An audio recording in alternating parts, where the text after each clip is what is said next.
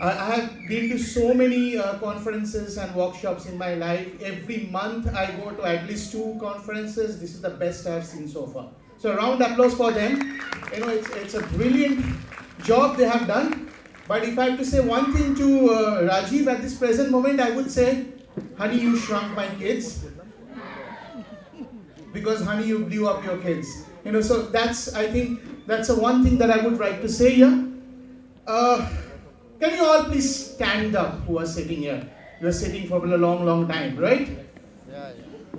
Yeah? The good news is that I'm going to do it very fast as possible. The bad news is like I had 70 slides. I don't know how I'm going to do it, but I'll try my best to do it as, fast as possible. So what are you going to do? No dancing, no tapping, no nothing, but you're going to sing. And you're going to sing on this one. Okay? I'll tell you why I'm telling you to do this, So let's sing. How many roads must a man walk down? Everyone.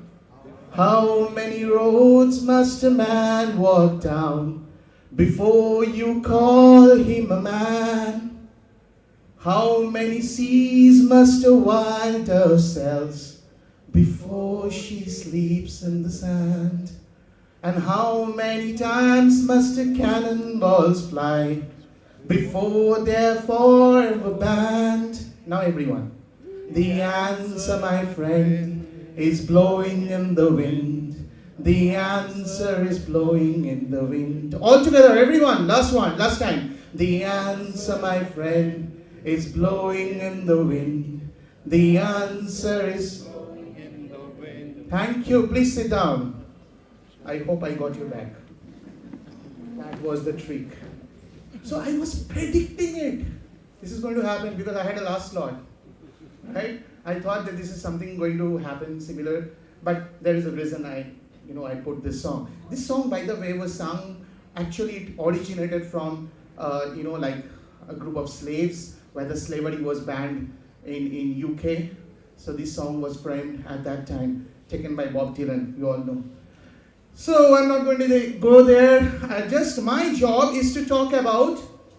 So when Sir came up, Sir is like the legendary figure whom we have all taken the inspiration. At least I have taken the inspiration. I'm a student of computer science.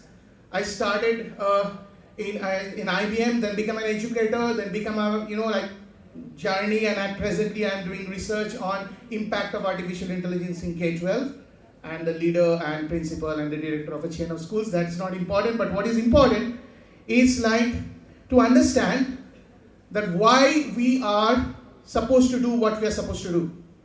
Sir told you about what is AI generally. There are so many other things, but Sir tried to compile the whole thing and tell you what. Rajiv beautifully told you how this is actually required to be done. My job is to tell you the why. It's like the Simon Sinek's golden circle, right? We're going from the what, how to why. So my job is to tell you why we are supposed to do what we are supposed to do. Because to know that, we need to know that how did we reach here? We means what? Homo sapiens, right? We are all Homo sapiens? Yes or no? Are you sure? Hopefully, I said hopefully. Hopefully. Actually, we are Homo sapiens, but there are a lot of combinations. Can you switch off this light or something like? Is it readable? Oh, fine, no problem. So this is more or less a kind of timeline or a mind map created out of like history of human milestones created by AI. By the way, I have not done anything. This is an AI app. I'll tell you later on which app it is. So an AI app created this. I just gave some prompts, and it has created this app. Depicting the human history. But what is important to me is not the other things which you can see here. What is important is like what happened in the prehistoric time when we were doing like fire and all those stuff, and 70,000 years, 70,000 to 100,000 years, something amazing happened. You know what happened? Anyone? Something amazing happened in this whole fabric of history. Homo sapiens from Africa started migrating. They started moving from Africa, right? And at that moment, there were other species of apes present. By the way, we haven't come from chimpanzees. Don't tell this to your children, please. Chimpanzees are still there, right? So chimpanzees are still there. We haven't come from chimpanzees. It's a different ape species altogether. Homo sapiens, along with that, there were some other homos present there, like Neanderthals, habilis, erectors, and many more. So, but what happened when Homo sapiens started moving from Africa to different parts of the world? Some portions in Asia, even to the north of Eurasia, we call it, that area. What happened? Homo sapiens started dominating the whole, evolution history. Why? Anyone? I know my good friend Shomo is sitting there. He's a student of history. Like other than Shomo, anyone? Thank you. Stories. So something, actually not stories, I'll come to that later. Something happened to the brain part. By the way, Neanderthals were much more stronger, powerful.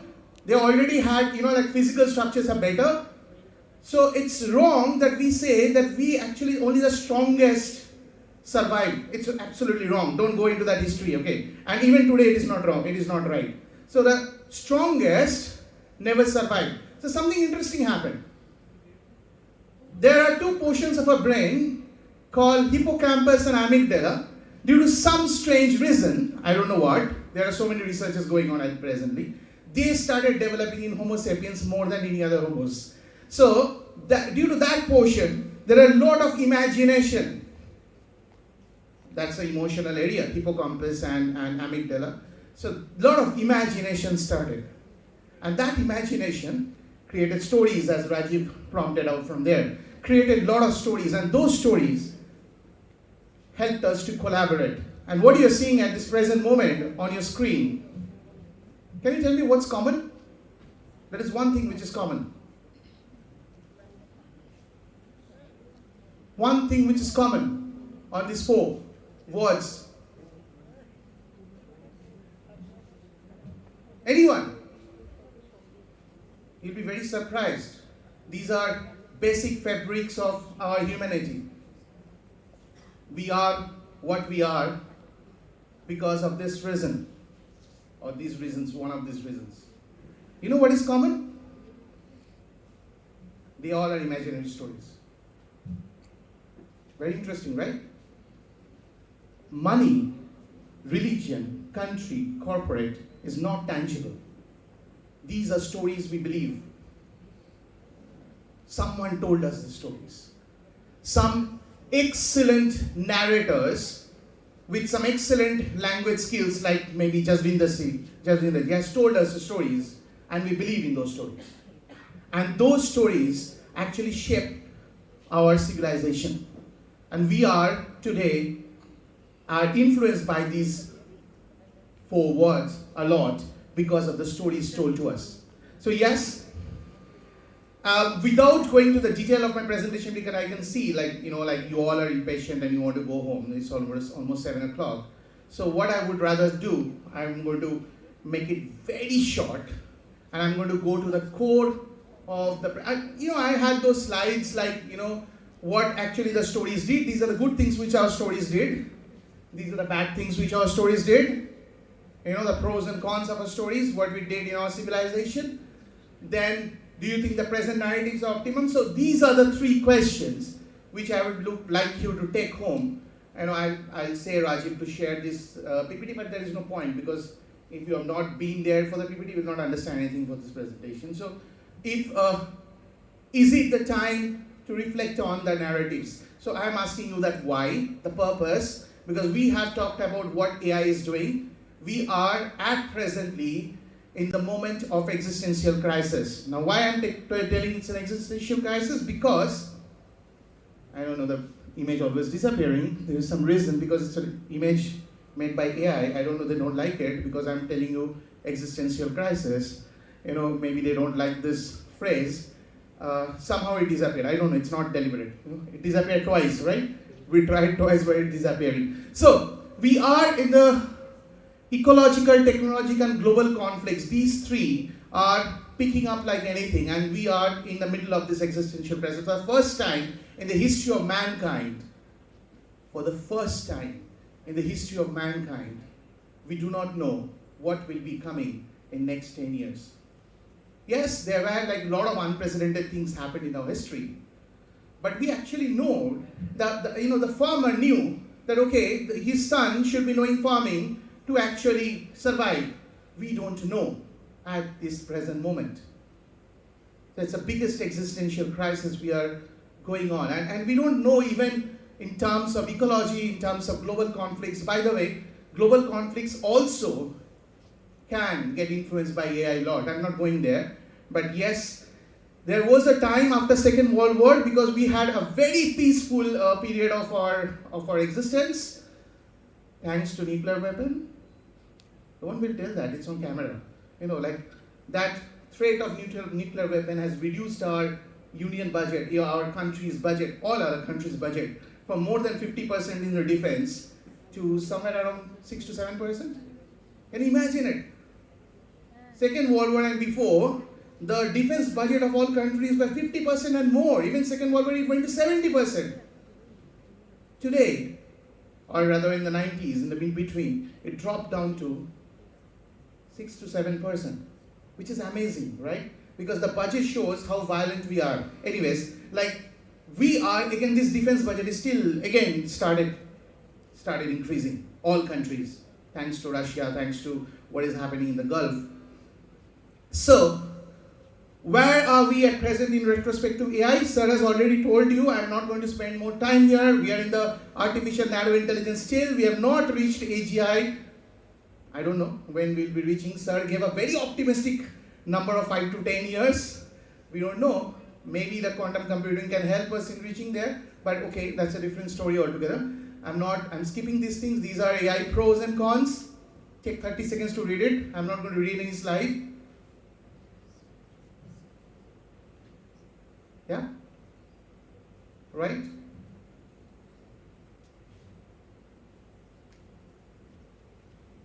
Rajiv spoke about battle of attention. I think we have crossed that.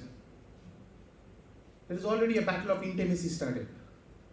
We have crossed the battle of attention and we are in the space of battle of intimacy. So the costly device that you're carrying with you are the greatest KGB spies you have ever seen, like our surveillance and everything.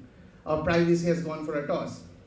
So how did our education system evolve? I'm not going to spend time. You know all this factory model and all this stuff, like what happened. Like I had a lot of things to say, but I can't say it now. So major challenges of present education system. I want those who are present here to notice this, because this is some kind of, I would say, hypothesis, postulate, like I thought that these are important. Most of the secondary students believe that they know more than the teachers. Yes or no? Yes or no? School leaders. Most of the secondary students actually know many things more than the teachers. Yes or no? Now comes the best part and the most scary part.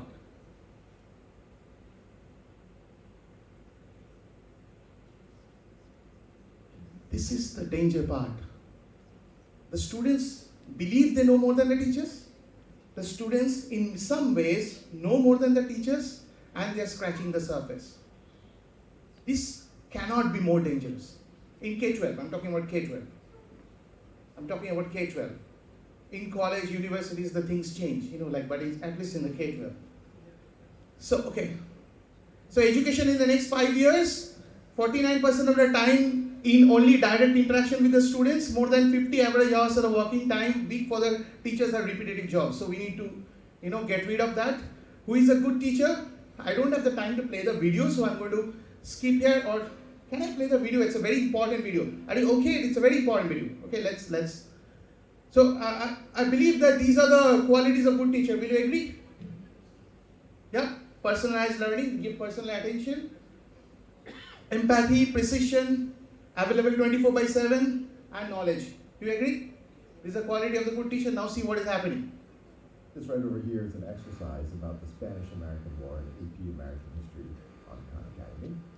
And we start off in student mode. And notice if the student asks for an explanation, it doesn't just give the answer, it does what a good tutor would do and just try to nudge the This is a student real in the app. right direction. And also notice that Everything is monitored. The teacher can see what the student is interacting with as a safety measure. Now, if we turn student mode off and we go into teacher mode, we see it's very different. When the teacher asks for an explanation, it's like having the teacher's guide. It will give, as you can see, a very detailed explanation. And if the teacher wants a lesson plan for it, then they just need to ask for it. What is happening here? The app is doing guided discovery. Remember the pedagogy? Guided discovery? Socratic way of learning? The app is doing that, which many of you school leaders will agree, even our teachers struggle to do. Right? So they are doing it. This is an app which is already released in US. It is not yet here in India. Will be released very soon. It's called Khan Amigo, part of Khan Academy. The moment it releases, the teacher, the student can actually get a private tutor. So the chatbot Khan Amigo has all the traits of good teacher. So next 5 years, education will integrate technology along with the books. Rather, I don't feel that in next 5 years there will be any requirement of prescribed books. Education in next 10 years, the real disruption starts here. Till 5 years, in a very optimistic way, I may say that, okay, you are safe, we all are safe, What happens next 10 years? Let's see. I'm not saying Arthur C. Clarke. You know when he said that? Many, many years back. I think it's the 60s. He was in 60s. This quote was done. He said this in 60s. The teacher that can be replaced by a machine should be. So who is getting replaced? Make a note. Make a note. These three are flushed or getting flushed. Lecturers, curriculum designers, and tuition teachers. You can go and shout it out over the top of the mountain. Tuition teachers, your job is over in next 10 years. Remember me when this happens. Right? Because we'll be very happy. I know school will be very happy if the tuition teachers' jobs are over. Because what the tuition teachers are supposed to do, in 90s the tuition culture started and got very, very famous. They were supposed to do personalized learning, right? That will be done by AI bots. So personalized learning are not required by the tuition teachers to be done. Yeah. Teachers have a role to play, I'll tell you what. So this is going to happen in next 10 years. May not be good, but there's a high probability. That availability, low cost and ease of use will replace the previous teachers that you have seen, lecturers and curriculum designers and tuition teachers. Who sustains? Who will stay? These are the areas which are at least safe in the next 10 years. Any early childhood teacher here? Anyone early childhood educator who is specialized in early childhood? No? You can go to your school and tell them you are safe. Right? Then, of course, physical educators, subject specialists, learning curators, and socio-emotional cultural leaders. Education in 15 years, 10 years after. Now fasten your seatbelts. Look at what is happening there, 225 to 230. Already, see, NCF was a document of yesterday. We were shouting for NCF since 90s. When we started our educated career, now it has come. It was a document of yesterday. I don't think in another next 5 to 10 years, 5 years rather, it will be relevant.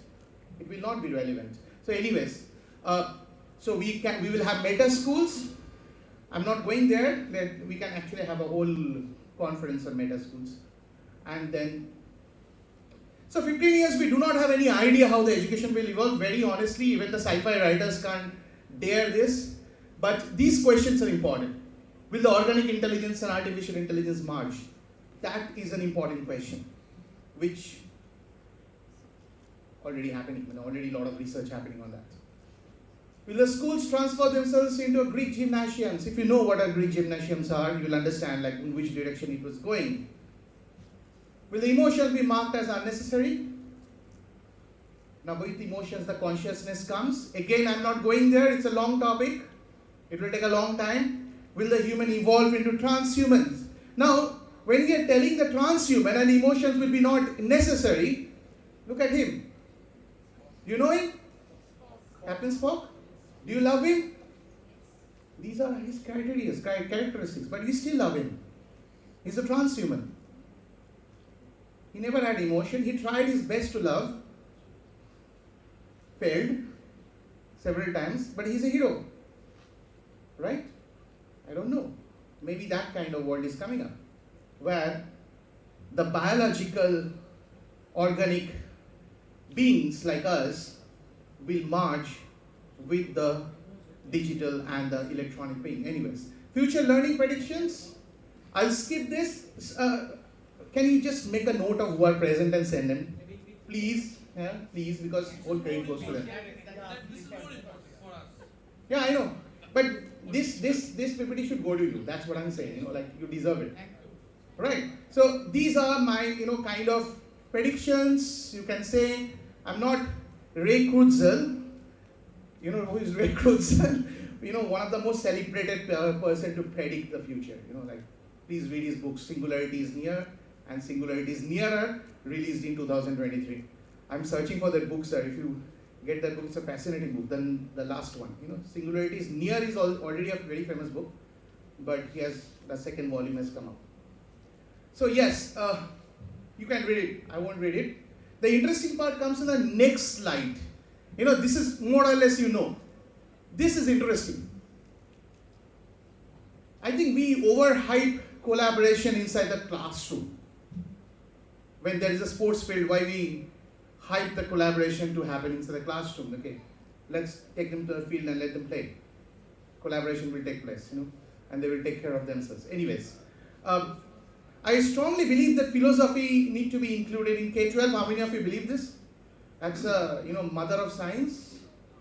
I strongly believe that subject should be included in K12. And that point, the teachers will be replaced by dash, dash, dash, dash, dash, dash, those are very interesting. I'm going to come there in deep main. I don't have the details of it, but I just written those. Some of us have already discussed this. So future present role of educators. Okay, so these are again questions, relevant questions. How can the skills will thrive in an AI-infused world? Because when we talk about skills, even NCF is talking about competency. When we talk about skill, we talk about competency. We will not be able to fight with a machine in competency. Let's understand that. So we are already in the wrong direction. Right? We are trying to fight with a machine in competency. Right? So we are trying to build skills. We are talking about employability, which is a serious problem at present in India. But the moment, the time when we'll be, actually, even Rajiv is working on employability, like to build up skills. But when he will be a successful person, by that time, we will have replacements of AI bots, which can do the same thing which Rajiv is trying to teach the students. I'm very, very sorry for it. So how the role of educators be redefined? A kind of rough estimate. Learning curators, socio-emotional, physical, cultural leaders. You can start calling your teachers by these names already, if you want to. There are so many names we have already told. Mentors and user interface designers, data managers. So these are the future roles of teachers and educators in the next 10 to 15 years. Okay, I'm not going to spend time. We have already had demonstrations of some of the apps. Now SEPCL in education, social, emotional, physical, cultural learning, right? I find it extremely important topic because that gives us that why. And I have already told you that how we arrived, the collaboration and the stories, the pros and cons of the stories. So the question that is at presently is like, this is interesting. Like why I said that competency is not my priority, skills are not my priority, because people with extreme skills created concentration camps. So for me, skills and competency may come to number 2 in priority. I would rather talk about more into social emotional learning. Do you know what is happening here? Third test, Rajkot. Ashwin took 500 test wicket, went back after the day 2. England was 2 wickets down, 100 runs. The match was very balanced. The whole series was 1-1. And then suddenly Ashwin realized that he's not getting any call from the parents, which usually he has. Like he gets a call every day. So late night he got a call from his wife saying that his mother collapsed and admitted to the hospital. Late night. Next day is the third day of the test. Rohit Sharma came to know about this. Within an hour, he came to Ashwin and said immediately, you have to go back. There is a member of the team who was not a part of the team, Cheteshwar Pujara. He belongs to Rajkot. Found out a chartered plane, made sure that Ashwin flies and goes back and attends his mother. When he reached there, her mother was had a mild stroke kind of thing. She recognized Ashwin. By the way, her mother was not even speaking because she was not even in that condition. But she recognized Ashwin and asked him, why are you here? You have a match to play. The next day, he missed the next day, which is the third day. Fourth day, he was back in the team playing. And in his interview, he says, now I can give my life for this team. As leaders, can we do that for our staff? It's just a question I'm asking you. I don't have an answer. I'm also a leader of 3 schools. We need to introspect now. In which extent we can go for our students, for our teachers, for the people who are working for us. So what Rohit Sharma did was a remarkable incident of leadership, remarkable example of leadership which is going to stay for a long, long time. This is the learning that we should be talking about. Number 1 priority, then comes the skills. Because AI may not have taken the decision, at least today. I don't know about tomorrow. Today, AI leader would have said, no, you have to play because statistically, you are such an important bowler that you have to play and take wickets. In fact, Ashwin came back and took wickets and India won that test 2-1 at that particular test. So this is a very important picture I think you have already seen. So I would like to go from right to left in the 21st century skills, starting with the character qualities to the foundation literacies. And this is the World Economic Forum, Education Taxonomy 4.0. What is interesting about this particular document, the document is there online. You can download and see the document. It's a Education Taxonomy 4.0. What is interesting is, it is actually mapping the socio-emotional skills with different professions that it can come to. If you can see for 30 seconds, then I can go to the next slide. If you can look into it, it's not visible, no? We'll be sending that, to them, please take a note who is there, you should be. No, সবাই বুঝবে না. Anyways, so China মতো বাপ কথা বলছে না, it's a dangerous thing, anyways, so these are actually linking to different professions. You can actually take something from the cognitive, something from the social, and link it. Those particular areas of improvement of the students can lead to one profession. Anyways, so how to build the right narrative for the students? So my question today, this is the fulcrum of the whole presentation. Are we in a position to build a new narrative now? The narrative of country, the narrative of religion, the narrative of money, the narrative of corporates have taken us so far. They helped us to survive, defeat near-deathers, and we are here. A new narrative is coming. For the first time in the human history, there is some component which can take decisions on behalf of us. It will enable us, but at the same time, it will disempower us. Are you understanding what I'm saying? For the first time, ideas are coming from somewhere else. So all our existence based on ideas and narratives and stories will be questioned. Because to depict the story, we need communication, we need language, and that can be easily hacked now by an AI. So again, These are the practices, these are the takeaways actually. So these are the practices that we can do, and these are the practices we can avoid in a school perspective, in K12 perspective. I'm not talking about you and as an individual, but as a leader, as a school leader. And some take-home ideas. Use your building as, have you heard of Bala, right? Building as learning aid. 2 days back we were like having a chat, and I said, okay, Bala and all those things. I said I would rather like to call it Bala because there are a lot of human resource also involved in our infrastructure, so I would rather say it is Bhala rather than Bala, So yes, so these are some of the ideas that you can take. This is a very important slide if you're a school leader, because these are the ideas that you can implement. Some of the ideas I've taken from a fantastic company called Valid Initiatives. They actually do this. They have a specialization on that. Mayank, you must be knowing, in Bangalore, there's Vindashri from Bangalore. He has got some fascinating ideas, and some of the ideas I have put there, like forgiveness well, giving pod, detox zone, gratitude box. So these are the things you can do inside your school campus, so that you develop that necessary narrative, that necessary purpose of learning, which actually we should be talking about. So if you are talking about an interdisciplinary, transdisciplinary spectrum for a curriculum, this is the why.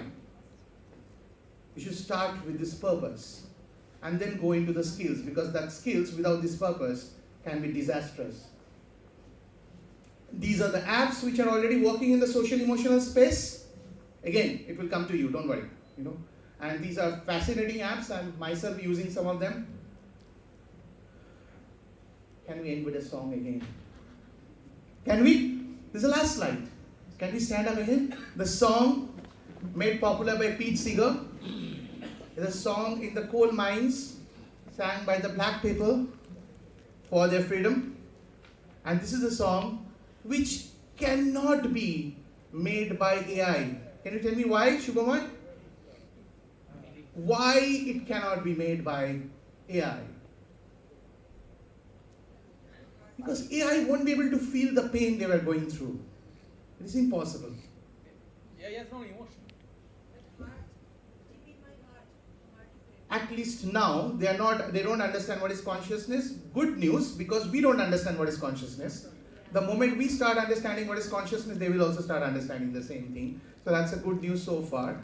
Anyways, can we do it? We shall overcome.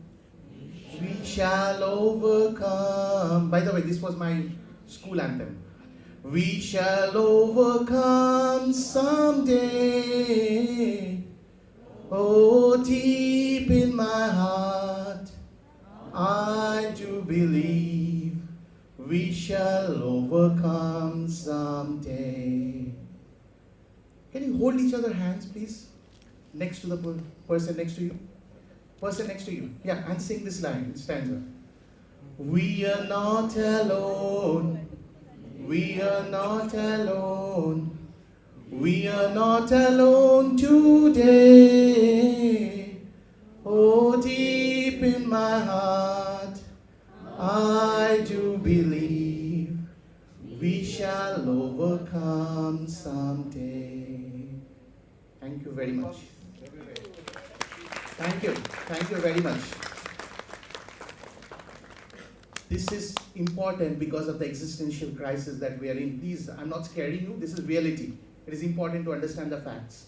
Glaciers are melting. 2023 was the hottest year ever recorded in this planet. We are again going back to the global conflicts.